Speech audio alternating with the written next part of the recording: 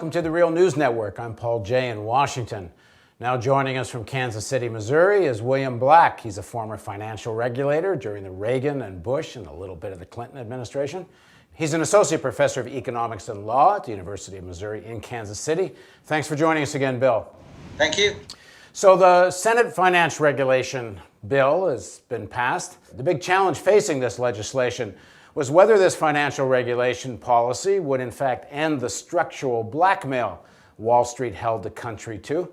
Do you think it has met that challenge? No, I don't think that the bill was ever structured to deal with the fundamental reasons why we have recurrent intensifying crises. Why do you say so? First of all, is there anything good in the bill? And if there is, what is it? But in terms of structural problems, what has it not met? There are a number of good things in the bill, and there's the fact that the bill got stronger instead of weaker in the Senate over time, which is almost unprecedented. And that was in the face of enormous opposition from the industry. So it tells you that the constituents must have been putting a great deal of successful pressure on some key senators to get them to do the right thing, which itself is an encouraging thing about the American people and about some ability of the Senate to respond. So what are the outstanding examples of what's good? The good, particularly best thing in it is the creation of a real, independent agency dedicated to protecting consumers in the investment context. And if you put the right leadership in, that could be a very good thing. It won't prevent future crises, because future crises happen when banks are run in an unsafe and unsound fashion, not simply when they rip off consumers. But that's the best single thing out of the bill.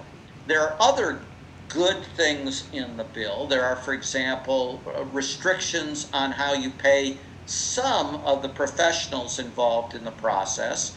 And that begins to get at one of the fundamental problems, and that's compensation. The compensation falls into two big categories. What do you pay the senior executives, but also what do you pay the smaller employees, and in particular, the professionals? Because it's pay that creates the perverse incentives that produces what we call a Gresham's dynamic, which is where the unethical conduct drives ethical conduct out of the marketplace. So it's good. It picks on, some areas of abuse, like how you pay a loan broker, but it doesn't go anywhere near far enough in applying that same logic to many of the players who caused the crisis. But still, it's good that they at least cleaned up a few things on loan brokers. One of the big issues in terms of structural issues was the amount of bad debt and some people have called toxic, other people have called crap, that they're able to keep off their books and sort of hide what the real situation is. Does this legislation deal with any of that?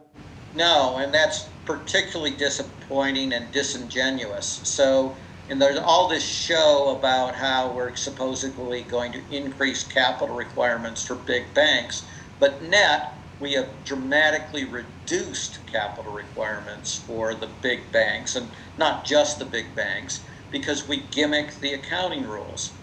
So there's also a big show about, hey, this bill is going to have a prompt corrective action feature, except that we already have a very good statute mandating prompt corrective action that has been completely ignored and deliberately circumvented by both administrations. And they did it by gimmicking the accounting rules, and they did so at the direct demand of the industry, which used its political contributions to get Congress to extort the Financial Accounting Standards Board to gimmick the rules. And this was done with a big, yes, go get 'em, baby, signal from one Ben Bernanke.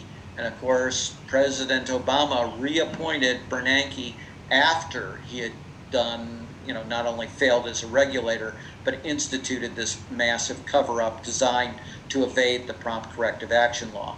And so it's completely disingenuous to say, oh, now we've passed a law mandating prompt corrective action. Yeah, right. Now, a couple of senators known as progressive left of sorts, Senators Cantwell and Feingold, they voted against the bill coming out of the Senate. Cantwell described it as being like the Hoover Dam with a couple of holes in the bottom of it because it doesn't deal properly or thoroughly with derivatives trading. What's your take on that? Yes, that's been an area that we've been pushing as well, so it's very good to hear responsible members like her identify that problem. In general, this is another of the fundamental areas that hasn't been fixed. So there are a series of major regulatory black holes that were quite deliberately created. This bill closes slightly the door. I mean, it's more, on her metaphor, it's more like sluice gates in a dam. And, you're running all the water out of the reservoir because you left the sluice gates open. And now this one says, well, let's close them about 25%. Okay, but the water is still going to run out of the reservoir, and you're still going to have these regulatory black holes. People will simply move. Frauds are dynamic, and they'll move to the weaker areas that you leave open. And so in the end of the day, if you slightly close a couple of windows from which people were committing fraud, you don't actually reduce fraud substantially. I mean, that was your point in the last series of interviews we did together, was that what happened in Wall Street, the subprime mortgage, the playing of the derivatives market, the making money on the way up and making money on the way down, was all part of a very conscious and deliberate, what you called fraud. Is this legislation going to stop that kind of fraud or not? No, it ignores fraud at all. And you're right, except I would clarify what we made clear in the prior interviews is they don't really make money on either the way up or the way down. They commit accounting fraud. Accounting fraud makes it look like you're making money. You actually lose enormous amounts of money. And, there are more than $1 trillion in damages, well more than $1 trillion in damages caused by these kinds of frauds. And of course, we're hiding it by engaging in accounting fraud to hide the accounting fraud. And that's partly in order to keep the shares of the company going, but also, I guess the point is, as individuals, these guys made money on the way up and the way down because they're making their bonuses. Absolutely, and that's the only reason they're able to get the bonuses in the modern era. Because if they had to recognize their losses, most of these bonuses couldn't be paid. So this was a terrible action that was done.